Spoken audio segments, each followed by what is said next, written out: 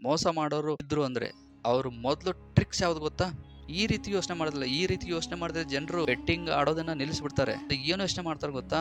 ಒಂದು 25,000 ಅನ್ಕೊಳ್ಳಿ, ಇಲ್ಲಾಂದ್ರೆ 50,000 ಅನ್ಕೊಳ್ಳಿ, ಬೇಡ 1,00,000 ಅನ್ಕೊಳ್ಳಿ ಹೋಗ್ಲಿ. ಯಾರು ಗೆದ್ದಿರ್ತಾನಲ್ವಾ ಅವನಿಗೆ ದುಡ್ಡು ಯಾವ ರೀತಿ ಬರುತ್ತೆ? ಇವ್ರು ಆಡ್ತಾ ಇರೋದಿಲ್ಲ. ಹೇಳ್ಬೇಕು ಅಂತಂದ್ರೆ ಆಡೋರು ಯಾರಂದ್ರೆ,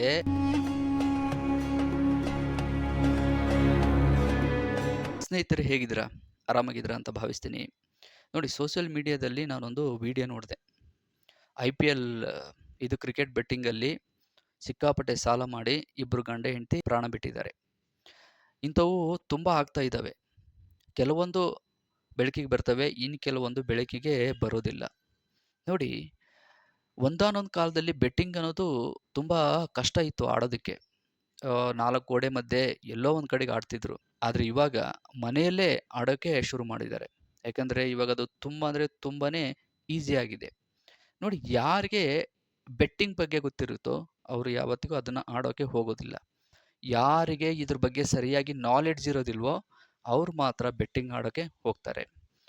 ಈ ಒಂದು ವಿಡಿಯೋದಲ್ಲಿ ಬೆಟ್ಟಿಂಗ್ ಬಗ್ಗೆ ಸಂಪೂರ್ಣವಾದ ಮಾಹಿತಿಯನ್ನು ನಿಮಗೆ ಕೊಡ್ತೀನಿ. ವಿಡಿಯೋನ ಎಲ್ಲಿ ಸ್ಕಿಪ್ ಮಾಡಬೇಡಿ, ಪೂರ್ತಿ ವಿಡಿಯೋ ನೋಡಿ, ನಿಮಗೊಂದು ಒಳ್ಳೆ ಮಾಹಿತಿ ಸಿಗುತ್ತೆ. ನೀವೇನಾದ್ರು ಬೆಟ್ಟಿಂಗ್ ಆಡ್ತಾ ಇದ್ದರೆ ಖಂಡಿತ ನಿಲ್ಲಿಸ್ತೀರಾ. ಅಕಸ್ಮಾತ್ ನಿಮಗೆ ಬೆಟ್ಟಿಂಗ್ ಆಡೋ ಒಂದು ಯೋಚನೆ ಇತ್ತು ಅಂದರೆ ಅದನ್ನು ತಲೆಯಿಂದ ಖಂಡಿತ ತೆಗಿತೀರಾ. ನೋಡಿ, ಬೆಟ್ಟಿಂಗ್ ಯಾಕೆ ಆಡ್ತಾರೆ? ಒಂದು, ಅದಕ್ಕೆ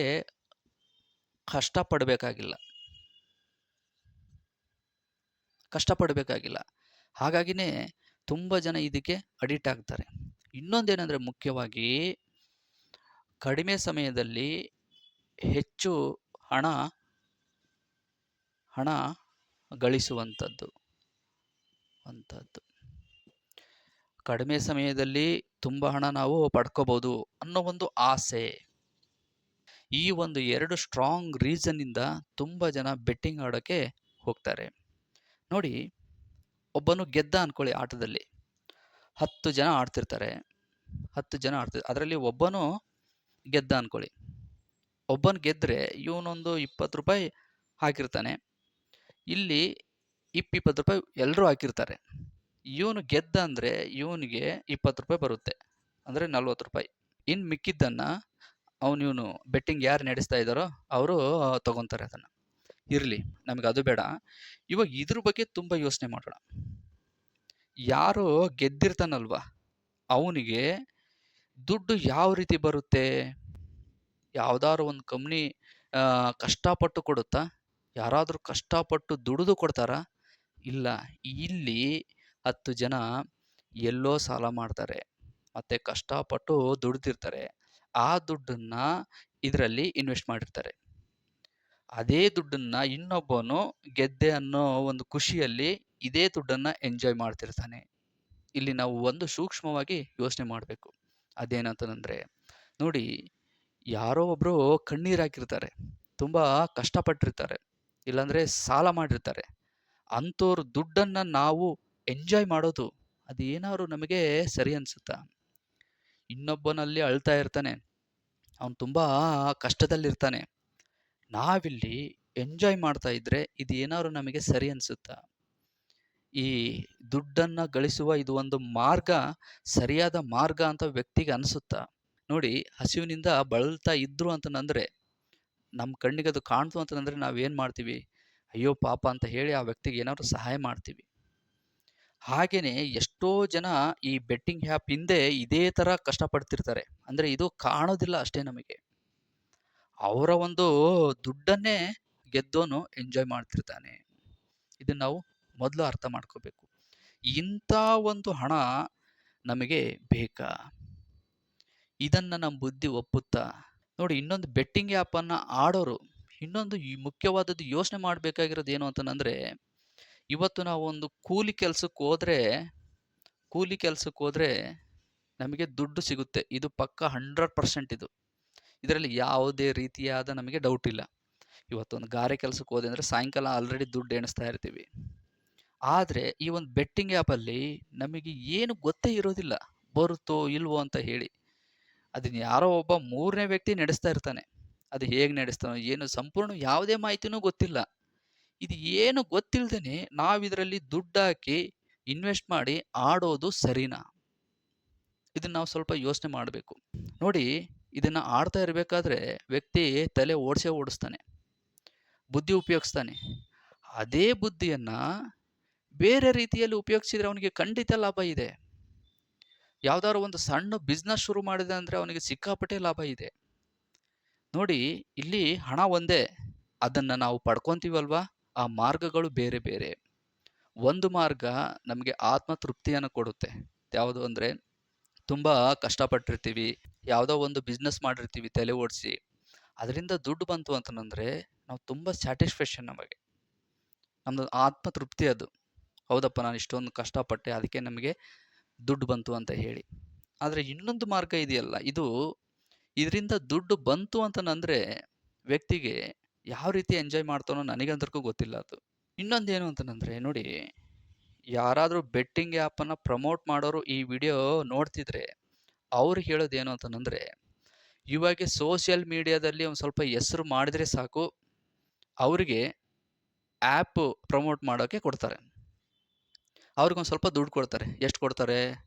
ಒಂದು 25,000 ಅನ್ಕೊಳ್ಳಿ, ಇಲ್ಲಾಂದ್ರೆ 50,000 ಅನ್ಕೊಳ್ಳಿ, ಬೇಡ 1,00,000 ಅನ್ಕೊಳ್ಳಿ, ಹೋಗ್ಲಿ, ಅವ್ರಿಗೆ ದುಡ್ಡು ಕೊಡ್ತಾರೆ.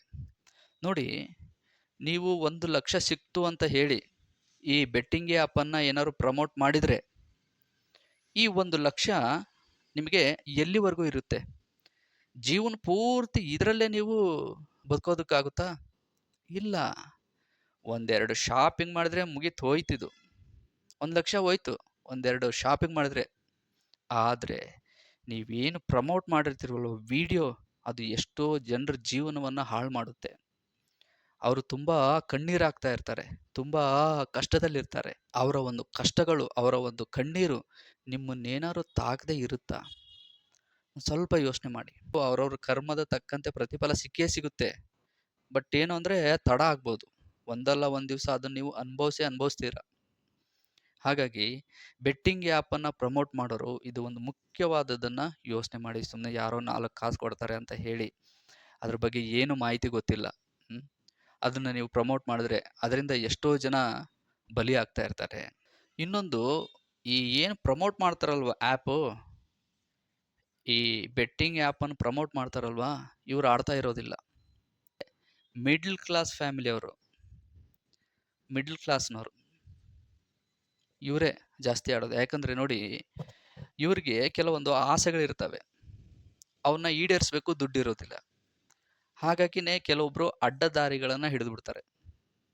ಸರಿಯಾದ ಮಾಹಿತಿ ಗೊತ್ತಿರೋದಿಲ್ಲ.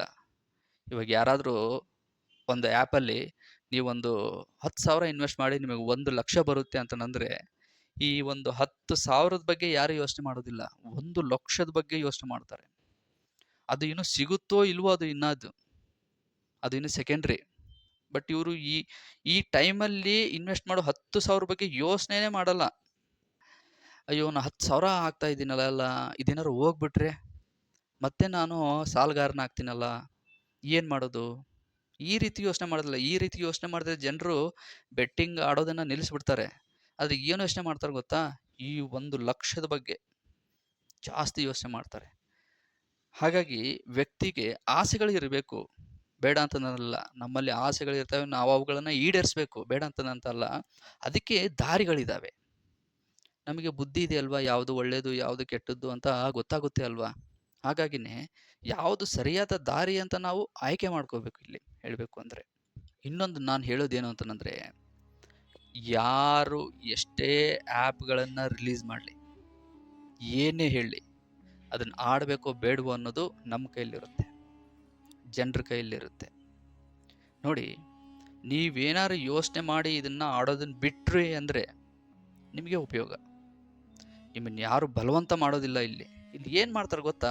ಜಸ್ಟ್ ಆಸೆ ಹುಟ್ಟಿಸ್ತಾರೆ. ಮೋಸ ಮಾಡೋರು ಇದ್ರು ಅಂದರೆ ಅವರು ಮೊದಲು ಟ್ರಿಕ್ಸ್ ಯಾವುದು ಗೊತ್ತಾ? ಏನು ಮಾಡ್ತಾರೆ ಗೊತ್ತಾ? ಮನುಷ್ಯನಲ್ಲಿ ಆಸೆಯನ್ನು ಹುಟ್ಟಿಸೋದು. ಆಸೆಯನ್ನು ಹುಟ್ಟಿಸಿದ್ರೆ ಸಾಕು, ಮನುಷ್ಯ ಆಟೋಮೆಟಿಕ್ಕಾಗಿ ಮೋಸ ಹೋಗ್ತಾನೆ. ಹಾಗಾಗಿನೇ ಇವತ್ತು ಮೋಸಗಾರರು ಉದ್ಧಾರ ಆಗ್ತಾನೆ ಇದ್ದಾರೆ. ನಮಗೆ ಬುದ್ಧಿ ಇಲ್ಲ, ಜನರಿಗೆ ಬುದ್ಧಿ ಇಲ್ಲ. ಏನು ಮಾಡ್ತೀರಾ ಹೇಳಿ? ಹಾಗಾಗಿ ಯಾರು ಏನೇ ಮಾಡಲಿ, ಯಾರು ಎಷ್ಟೇ ಪ್ರಮೋಟ್ ಮಾಡಲಿ, ನಮ್ಮ ಜೀವನ ನಮ್ಮ ಕೈಯಲ್ಲಿದೆ. ಅದನ್ನು ಅದನ್ನು ಆಡಬೇಕಾ ಬೇಡವಾ ನಾವು ಮೊದಲು ಡಿಸೈಡ್ ಮಾಡಬೇಕು. ನಾವು ಜಾಣರಾದ್ವಿ ಅಂತಂದರೆ ನಮ್ಮನ್ನು ಯಾರು ಏನು ಮಾಡೋಕ್ಕಾಗಲ್ಲ. ನಮ್ಮ ಜೀವನನೂ ಕೂಡ ಆರಾಮಾಗಿ ನಡೀತಾ ಇರುತ್ತೆ. ಇವಾಗ ನೋಡಿ, ಲಕ್ಷ ಲಕ್ಷ ಕಳ್ಕೊಂಡು ಲಕ್ಷ ಲಕ್ಷ ಪಡ್ಕೊಂಡು ಸರಿಯಾಗಿ ನಿದ್ದೆ ಬಂದಿಲ್ಲ ಅಂತಂದರೆ ಜೀವನಕ್ಕೆ ಅರ್ಥ ಇರುತ್ತಾ? ಇಲ್ಲ. ಜೀವನದಲ್ಲಿ ಏನು ಅಂತಂದರೆ ನೆಮ್ಮದಿ ಇರಬೇಕಷ್ಟೇ ಮನುಷ್ಯನಿಗೆ. ಈ ನೆಮ್ಮದಿ ಯಾವಾಗ ಸಿಗುತ್ತೆ ಅಂತಂದರೆ ದುಡ್ಡನ್ನು ನಾವು ಸರಿಯಾಗಿ ಸಂಪಾದನೆ ಮಾಡಿದಾಗ ಮಾತ್ರ. ಹೊರಗಡೆ ಹೋಗಿ ಇವತ್ತು ಒಂದು 500 ರೂಪಾಯಿ ದುಡ್ಕೊಂಬಂದ್ವಿ ಅಂದರೆ ರಾತ್ರಿ ಆರಾಮಾಗಿರ್ತೀವಿ. ಅಪ್ಪ ಇವತ್ತು ಹೋಗಿದ್ವಪ್ಪ 500 ರೂಪಾಯಿ ದುಡ್ಕೊಂಬಂದ್ವಿ ಅಂತ. ಈ ಒಂದು ಸ್ಯಾಟಿಸ್ಫ್ಯಾಕ್ಷನ್ ಇದೆಯಲ್ಲ, ಈ ಒಂದು ಆನಂದ ಇದೆಯಲ್ಲ, ಇದು ಯಾವುದರಲ್ಲಿ ಸಿಗಲ್ಲ. ನೀವು ಯಾವುದೇ ಬೆಟ್ಟಿಂಗ್ ಆ್ಯಪಲ್ಲಿ ನೀವು ಆಡಿ ಯಾವುದರಲ್ಲಿ ಸಿಗಲ್ಲ. ಇದು 100% ನಿಜ.